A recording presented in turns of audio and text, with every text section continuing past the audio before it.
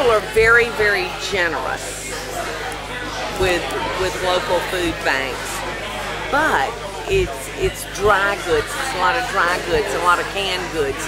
Almost rarely do you see the food banks getting protein, much less 25,000 pounds of protein.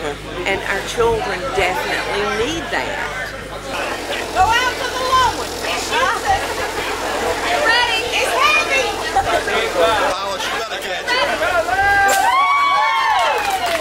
Hunger is important all year round. And at Christmas time, you know, when we're thinking about those people that are maybe less fortunate than us, it gives us the opportunity to give to our community, and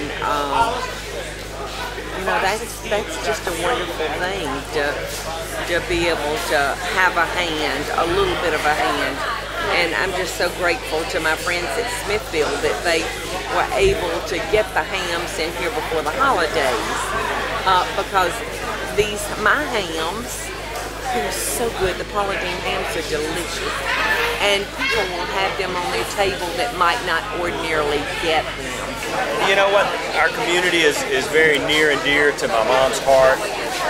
We grew up not poor, but there weren't a whole lot of extras, and I think that we're just very aware that with the level of success that our mom has reached, and to have a partner like Smithfield, it's just very important to give back to your community. Yeah, I think Smithfield is, once Mom came on as a spokesperson, she's the only spokesperson for the company.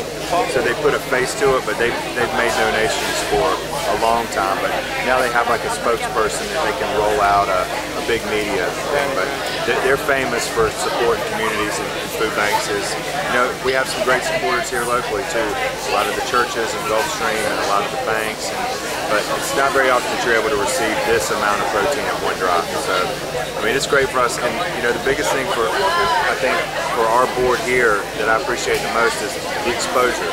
If you look around here today, there's a lot of people here today that have never been to a food bank. You know, and they're fortunate they've never had to come to a food bank, and maybe weren't aware where it was. And by us being here, they're here today, and they're like, you can look around and say, look at the shelves, you know, some of them are empty, and oh, this is the kind of thing that I should bring here. So it just educates people, and that's, I think, the first step in helping eradicate hunger.